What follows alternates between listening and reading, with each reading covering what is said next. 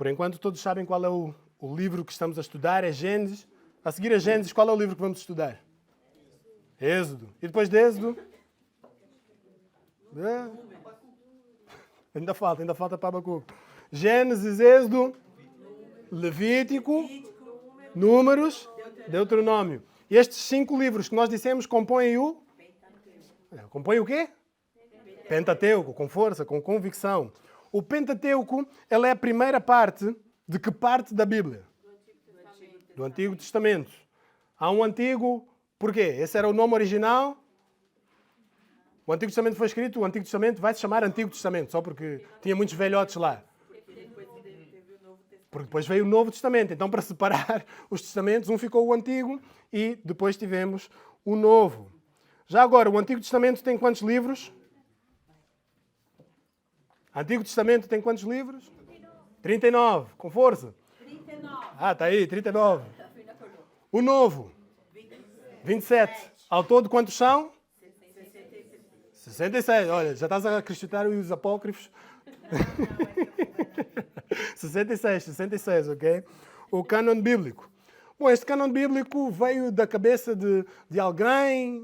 Quantos autores teve a Bíblia? Muito bem. Quem é esse autor? Deus. Quantos escritores Deus utilizou? Mais ou menos 40. Mais ou menos 40. Ao longo de quanto tempo? 1500 anos, Mais ou menos 1500 anos. Muito bom. Okay? Estamos em Gênesis. E hoje a mensagem a qual vamos estar a estudar, ela é uma passagem, como podem ver, algo extensa, mas não tão extensa como a semana passada. 23, Gênesis do capítulo 23 até ao capítulo 25, versículo 11. E pois bem, eu gosto de ir recebendo algum feedback das pregações. Já o facto de que ultimamente ninguém tem cabeceado muito já é bom sinal. Mas eu gosto de conversar aqui com algumas pessoas e o Santi, ele deu-me um feedback, diz assim: Mateus, as tuas pregações estão muito longas. Não, mentira, ele não disse isso. Mas ele disse que ajuda se eu colocar uma ordem daquilo que está a acontecer. Okay? Então hoje nós vamos falar sobre isso. Okay? Então já sabem, esperar ali, é este o compasso. Já sabem, se eu demorar meia hora em cada ponto, é isso que vai ser. Não necessariamente, não é bem assim. Queremos que as pessoas voltem e que os visitantes entendam que não somos fanáticos, temos vidas também para além da igreja, mas é importante dedicarmos tempo ao estudo do Senhor. E aqui nós podemos ver o que é que está descrito, um breve resumo de uma frase em cada um dos pontos altos, dos pontos que nós devemos enfatizar nestas passagens. Okay? Nós temos estado a estudar sobre a vida de Abraão e nós começamos com um triste momento.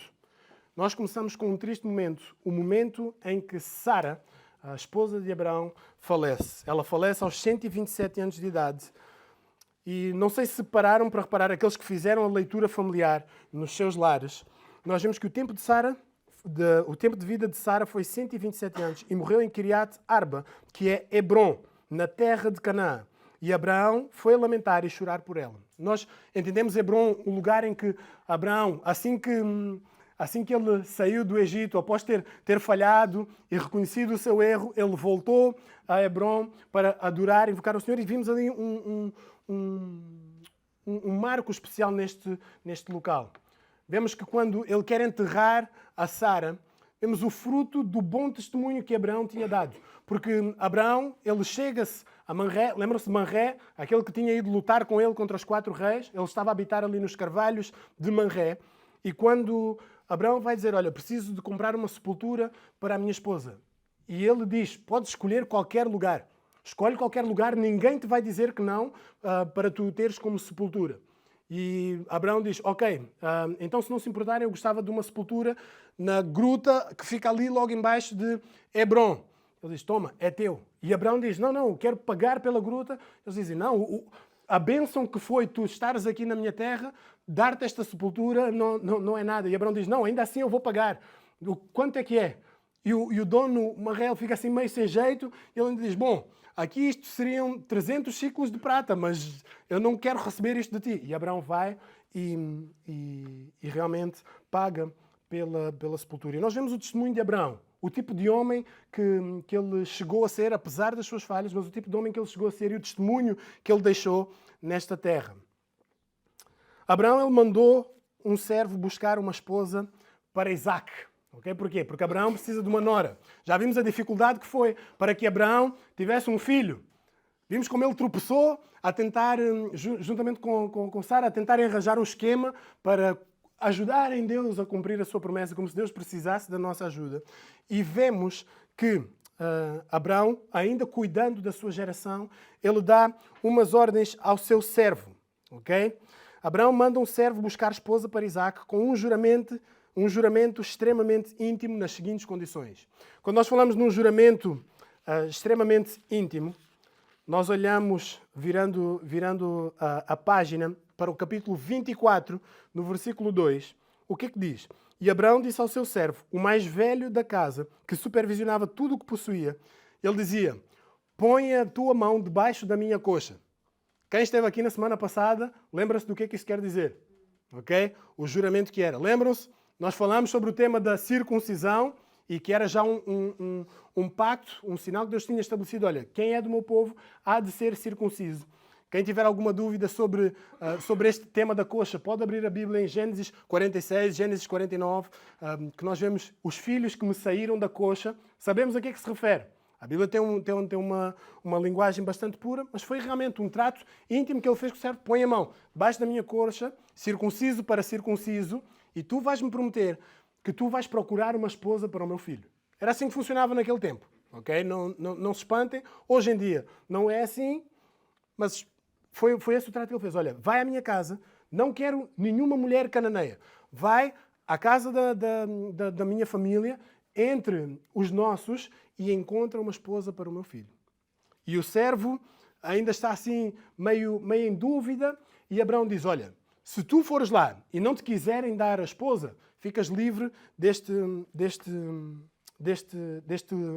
compromisso que tu fizeste. Porém, Isaac não pode sair desta terra. Isaac não deve ir procurar para fora uma esposa. Então, o que é que o servo vai fazer? Desiste? Não, o servo vai buscar a sua esposa. E muito interessante quando nós lemos como é que o servo foi buscar a sua esposa.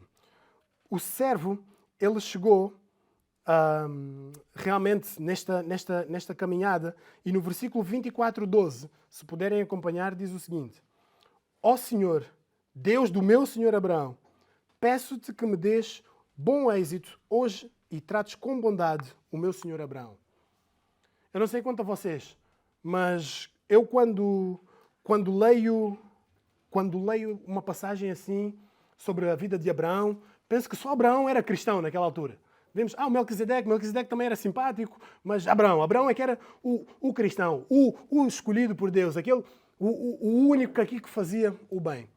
Mas é de reparar que através do testemunho de Deus na vida de Abraão, este servo, no momento da aflição, sabia a quem recorrer. No versículo 12 ele diz claramente, ó Senhor, Deus do meu senhor Abraão, peço-te que me dês bom êxito hoje e trates com bondade ao meu senhor Abraão. Estou aqui em pé, junto à fonte, e as filhas dos homens destas cidades estão a sair para tirar água.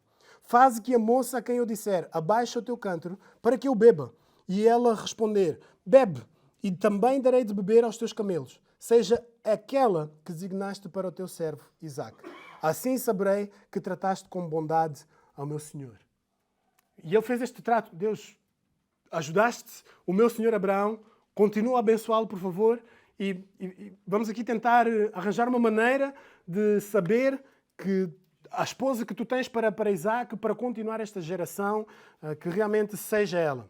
No versículo 15 diz, antes que ele acabasse de falar, antes que ele acabasse a sua oração, apareceu Rebeca, filha de Betuel, filho de Milca, mulher de Naor, irmão de Abraão, com o seu cântaro sobre o ombro.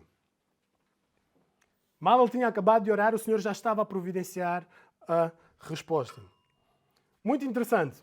Talvez alguém pode até pensar, poxa, ele está à procura de esposa, e esta esposa tem que ser uma super heroína, porque tem que chegar, ele vai pedir água, ela tem que servir água, mas ela vai dizer, espera aí, que não somente eu vou servir água para ti, mas também vou servir para os teus camelos. Nós vimos que ele levou 10 camelos de Abraão. Okay? Ele levou 10 camelos. Para uma pessoa beber água, para encher um cantil, uma garrafinha dessas contigo, ou dessas que vamos para o ginásio, está mais ou menos fácil, encher uma garrafa. Mas sabem quantos litros de água bebe um camelo? um camelo sedento que andou a atravessar aí pelo deserto. Facilmente, dá para beber uns 70 a 120 litros. Dependendo aí de como está. Muita água. Muita água. Não era só um camelo. Eram 10. 10 camelos. Então, para realmente alguém chegar e dizer, olha, bebe a tua água, vamos encher o teu cantil, mas os camelos, tranquilo, eu cuido disso. É de pensar. Eu, se fosse rapaz naquela altura, já estava com o olho bem aberto. Olha, já viram a Rebeca? Oh, trabalha bem. Ela aqui, havemos de fazer boa equipa, boa parelha. Isso foi extraordinário. O milagre do Senhor, ela ter aparecido desta maneira. Provisão do Senhor. O servo, e não sabemos o nome do servo, desconfiamos que seja Eliezer, aquele que há uns capítulos atrás, o Damasceno, que nasceu na casa de Abraão, mas não sabemos com certeza que servo é este. Mas o que é que ele faz?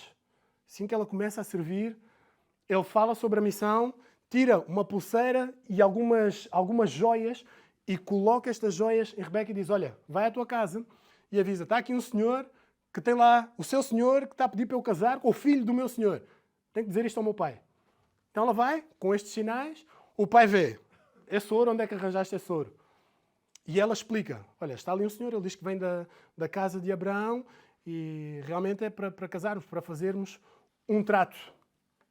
Ok, manda vir o senhor, olha, pobre também não é, está aí com as suas bijuterias, bijuterias não, com ouro a sério, manda vir quem é. E ele conversa e fala o plano e ele diz, olha, realmente eu não posso dizer que isto é bom ou que é mau. Eu não posso te dizer que sim ou que não. Vou perguntar a Rebeca o que é que ela acha disto e chego à conclusão que sim, vou casar com Isaac.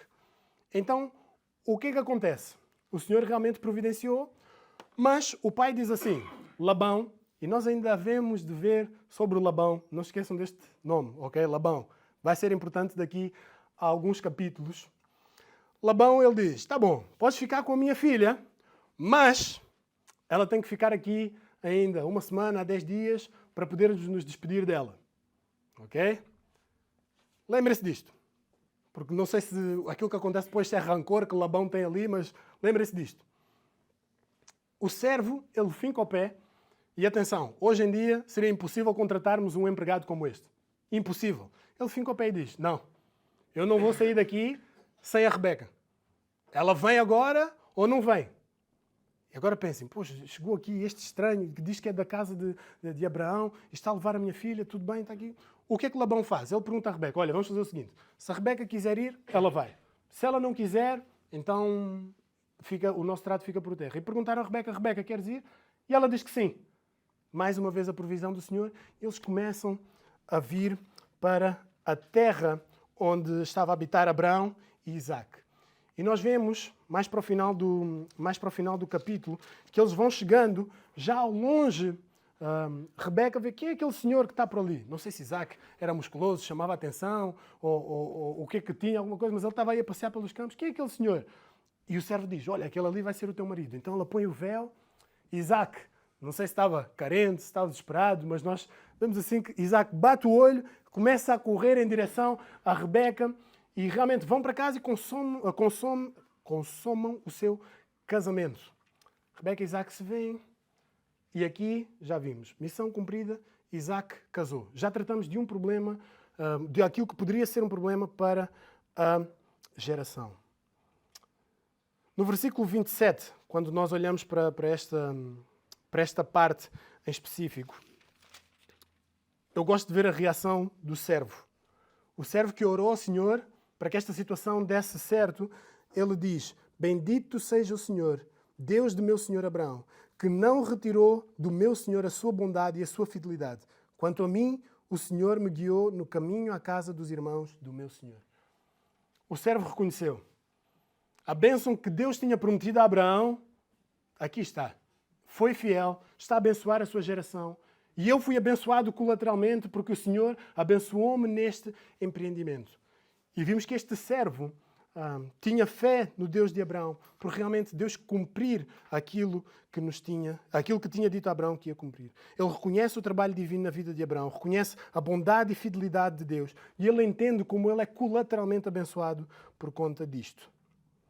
Depois entra aqui uma parte que talvez possa ser um bocado debatível. Quero ler para não chocar ninguém aquilo que a Bíblia diz. Abraão tomou outra mulher que se chamava Quetura. Lembram-se? Sara tinha falecido e diz que Abraão tomou outra mulher que se chamava Quetura. Ela deu à luz Zinrã, Jocsã, Medã, Midian, Isbaque e Suá. Jocsã gerou Seba e Deda. Os filhos de Deda foram Assurim, Letuzim e Leumim. Os filhos de Midian foram Efá, Efer, Anoc, Abidá e Elda. Todos estes foram filhos de Quetura. Se alguém precisar de sugestões para nomes para os próximos filhos, está aqui uma passagem. Diz o quê? Mas Abraão deixou tudo quanto possuía para Isaac. Ele teve mais filhos, mas olha, tudo o que possuía era para Isaac.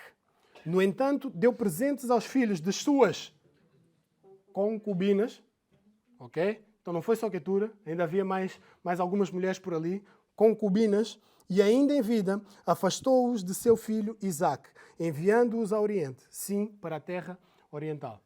Então o que aconteceu? Abraão já estava um pouco escaldado com toda a história de Ismael e vimos, e até hoje vemos as consequências de realmente Abraão e Sara não terem confiado na provisão do Senhor, que dizíamos, olha, também vou abençoar Ismael, mas ele será como um jumento entre o povo. Esse que dá coice, patada, ele há de ser contra todos e todos hão de ser contra eles. Ele há de ser vizinho dos seus irmãos.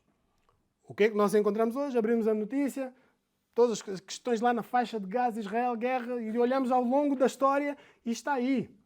Está aí. Vemos o erro histórico, aquilo que causou. Abraão talvez ficou escaldado e disse, ok, tive mais filhos, mas vou mandar-os para longe, para o Oriente. E realmente, estes filhos das suas concubinas, nós não vemos tanto atrito enquanto vemos a conquista da terra prometida com estes descendentes, com estes nomes. E aqui eu gostava de chamar a atenção a uma coisa. Não somente porque está descrito na Bíblia, significa que é algo que nós devemos seguir. Agora pensam, como assim? Está descrito na Bíblia e nós não devemos seguir? A Bíblia também relata coisas erradas, como a história de Sansão. Pensamos, Sansão era um juiz.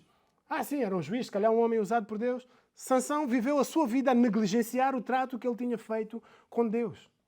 Está escrito na Bíblia, é aquilo que eu devo fazer. Judas traiu Jesus, é aquilo que eu devo fazer. Então aqui temos que começar a filtrar um pouco aquilo que lemos. Nós vemos no princípio como Deus criou o casamento. Unir-se-á o homem à sua mulher e serão os dois uma só carne. Não é para misturar. Não é para misturar. E Abraão, aqui nós vemos, ele tinha as suas concubinas. Já encontrei gente a reclamar, olha, pá, que a Bíblia fala sobre a poligamia, se Abraão tinha várias mulheres, vemos aí vários homens de Deus. Davi, o homem segundo o coração de Deus, tinha várias mulheres. Não significa que estava certo. Não significa que estava a seguir o padrão de Deus. Tanto quando nós olhamos para o Novo Testamento, quando estamos a olhar para alguém que possa ensinar a palavra de Deus, este é um dos requisitos. Marido de uma só mulher.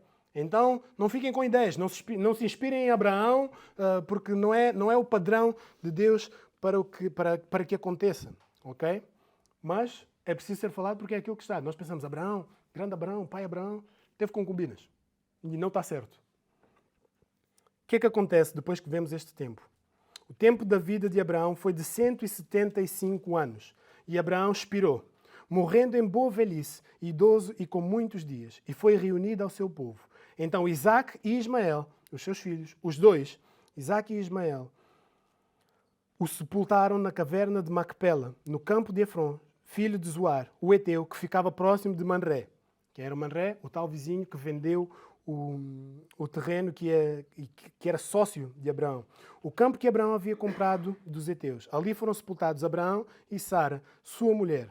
Depois da morte de Abraão, Deus abençoou Isaac, seu filho, e Isaac habitava perto de Beer-Lahai.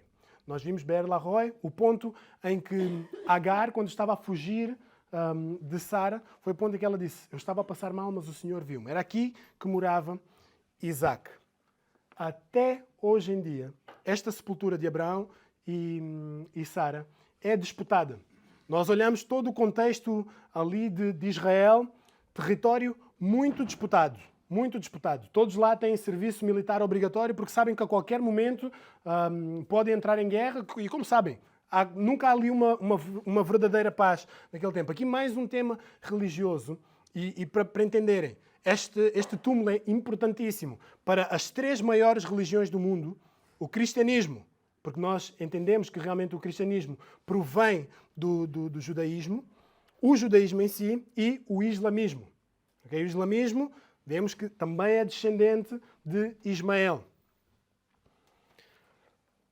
Esta zona, até hoje, altamente disputada, zona de guerra, toda a gente que vai a Hebron consegue sentir a tensão no ar, porque pensa a qualquer momento aqui vai haver um atentado e vão ser os islamistas a tentar acompanhar este ano, judeus mais ortodoxos, mais zionistas que vão chegar lá. Não, nós queremos este território para que realmente possamos honrar, adorar aqui e respeitar o nosso patriarca. Tudo isto, fruto de erros. Mas Abraão ele viveu até aos 175 anos de idade e morre. E agora pensamos, ok, foi uma narrativa daquilo que aconteceu, mas realmente quando nós olhamos para esta passagem, para toda a vida de Abraão, nós retiramos algumas lições.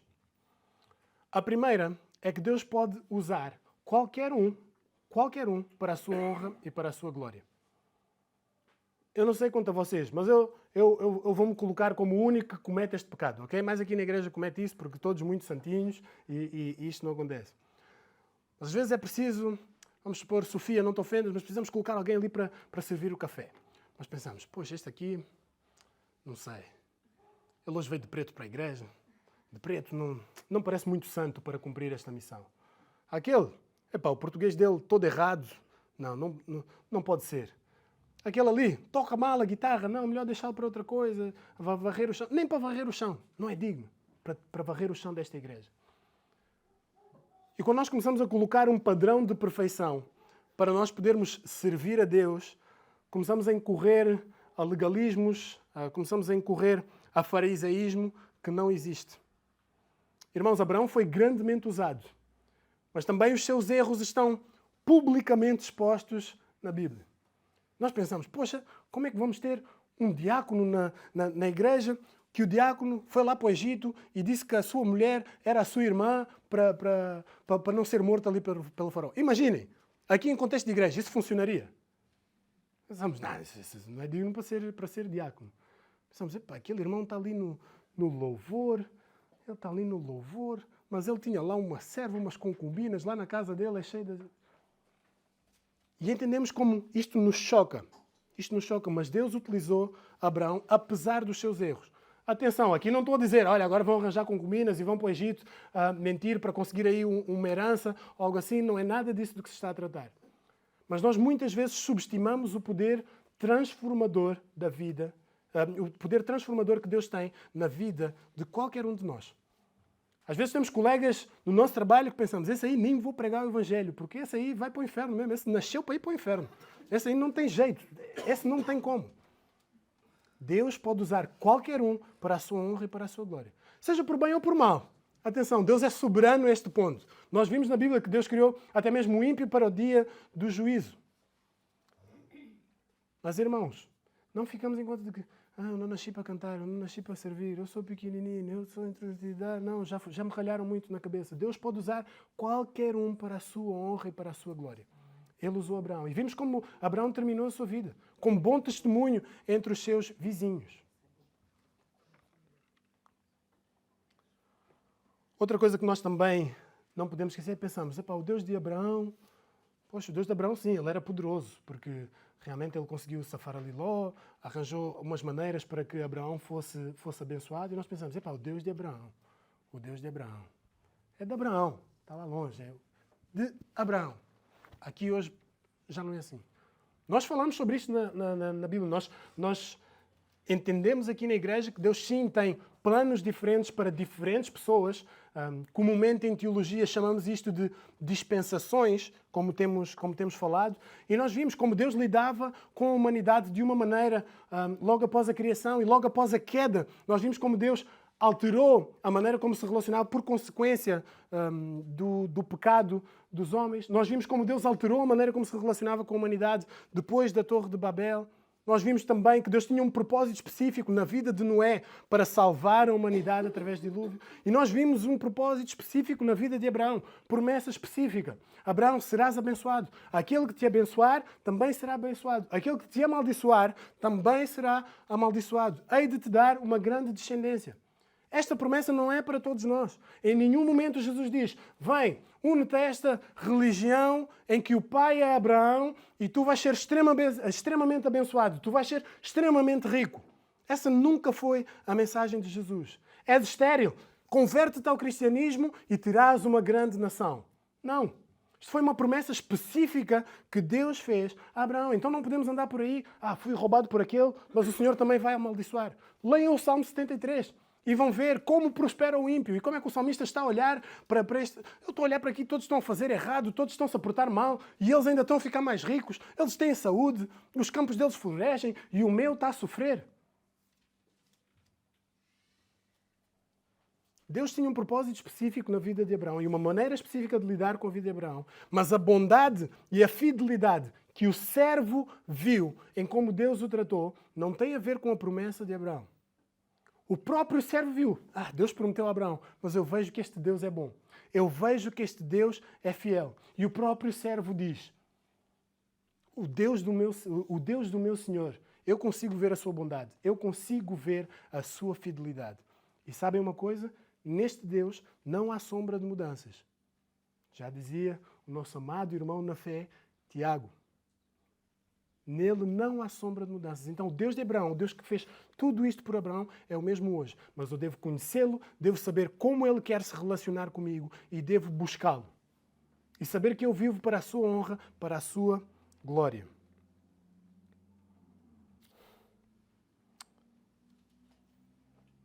Esta passagem em específico faz-me lembrar muito para o servo. Porque o servo ele teve um trabalho difícil. Eu não gostava de ter esta missão.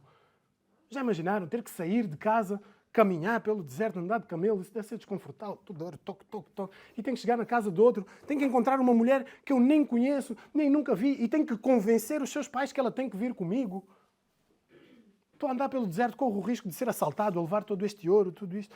Eu talvez como servo não queria fazer isto, mas eu olho para toda esta passagem que nós tivemos na nossa leitura familiar e penso como o servo conseguiu olhar para Deus e retirar conclusões sobre aquilo que Deus fez. E eu gostava de agora que nós pudéssemos parar para pensar em algo. Dizem que a experiência ensina muita coisa. É ou não é? Dizem, às vezes até para arranjarmos um trabalho querem pessoas com experiência porque já sabem muita coisa, supostamente. Okay? Concordam mais ou menos com isto que dizem? Que a experiência ensina muita coisa? Sim? Eu mais ou menos. Porquê? Eu acho que este conceito não está completo porque uma experiência só é pedagógica, só é útil se nós pudermos parar, olhar, analisar, refletir e chegar a conclusões. Pensar, passei por isto, estava a correr no meio da calçada portuguesa, dei um pontapé, se calhar correr em cima da calçada não é boa ideia. Tive uma experiência, tropecei. Mas se eu não parar para pensar sobre isso, vou continuar a correr e vou tropeçar outra vez. Uma experiência só é útil se nós pudermos parar, olhar, analisar, refletir e chegar a conclusões que, por sua vez, nos vão levar a mudanças. A nossa fé em Deus, ela deve envolver todo o nosso ser. Temos visitantes aqui nesta igreja, temos pessoas que estão a ponderar tornar-se membros. E às vezes quando alguém está à procura de uma igreja, pensa, não, vou naquela igreja porque lá o louvor toca no meu coração, toca no meu ser. Muito bom. Deus criou-nos seres com emoções e devemos louvá-lo com emoções. Não, vou naquela igreja, tudo mais. O louvor, se calhar, não toca muito na minha emoção, mas ali a minha cabeça é posta para pensar. Tenho aqui a minha mente a raciocinar. E sim, a nossa fé deve ser algo racional. Mas lembram-se de algo? Aquilo que o nosso amado irmão na fé, Tiago, nos diz. A nossa fé, sem obras, é morta.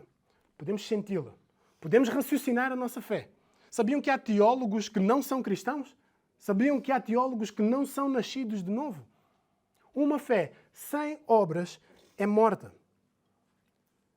Então, irmãos, eu gostava que nós pudéssemos, sim, como igreja, tomarmos o desafio de permitir sentir aquilo que Deus põe no nosso coração. Se estamos a passar por momentos de angústia, que possamos dirigir as nossas angústias ao nosso Deus, à sua palavra.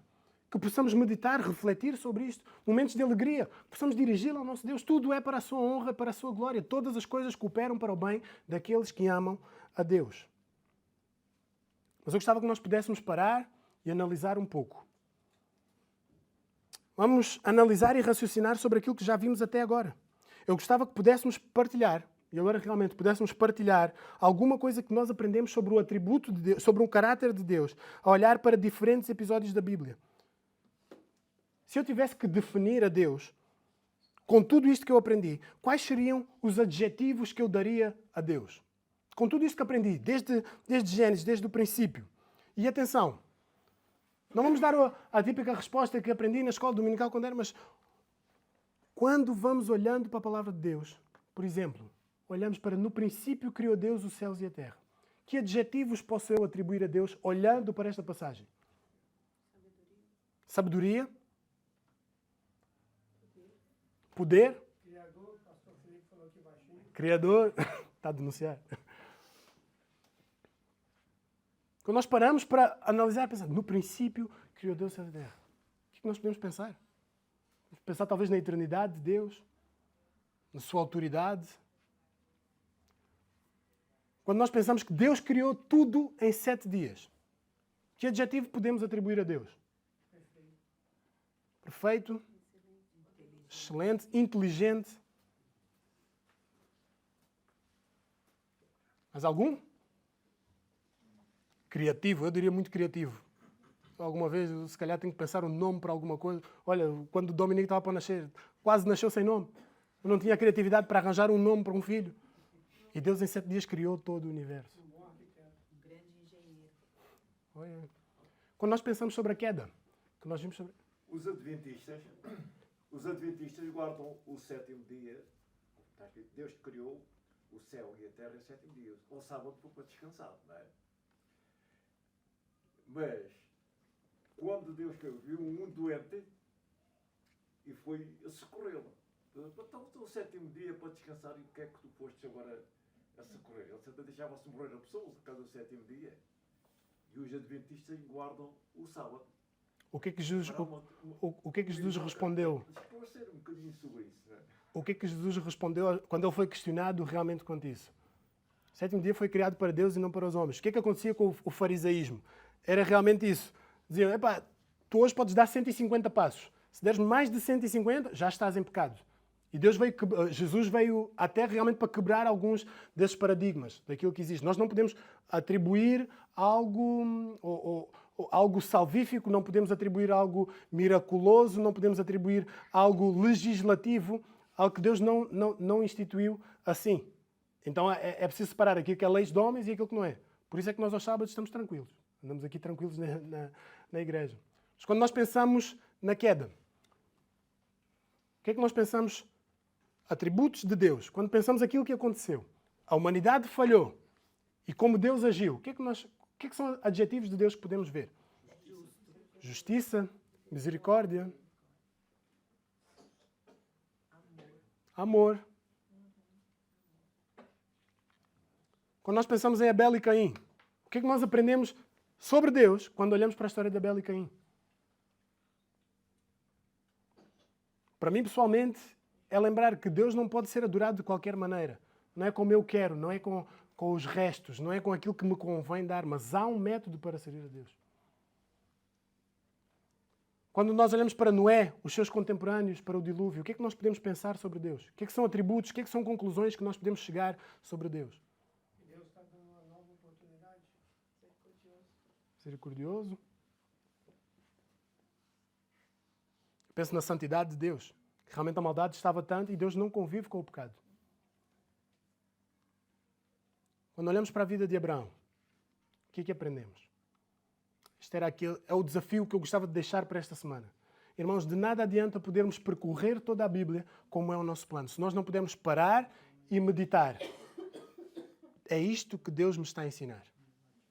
Eu olho para as Escrituras e não estou somente... Vou ler para dar o check no meu devocional. Não. Eu vou ler esta passagem, vou ler o Salmo 23 porque gosto de saber que o Senhor é meu pastor. Faz-me sentir bem. Ainda bem, graças a Deus que faz sentir bem. Tua emoção dirige a Deus, o teu raciocínio dirige a Deus e isto tem que te levar à prática. Se o Senhor é teu pastor e nada te faz sentir bem, já entendeste? Então não vivas, não atues como Deus não fosse providenciar para ti. Entendemos? Este fica o desafio. Que à medida que vamos lendo as Escrituras, nós possamos estar a meditar, a chegar a conclusões pensadas. Uma fé plena, uma fé que sente, uma fé que pensa, uma fé que age. Meu Pai, obrigado pela Tua palavra, obrigado pelo servo de Abraão, que apesar de ser um personagem tão diminuto, nem sequer sabemos o seu nome, mas que nos ensina a avaliar as experiências pelas quais passamos. Obrigado, Pai, pela vida de Abraão. Não somente porque hoje nós somos abençoados pela sua semente.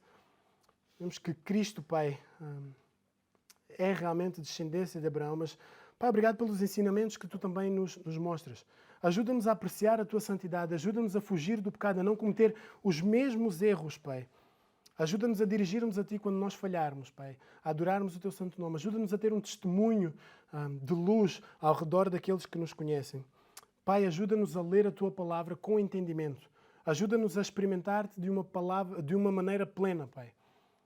Com as nossas emoções, com a nossa mente, mas também com o nosso agir, Pai. Que a Tua palavra transforme o nosso viver. É isso que Te pedimos, em nome de Jesus. Amém.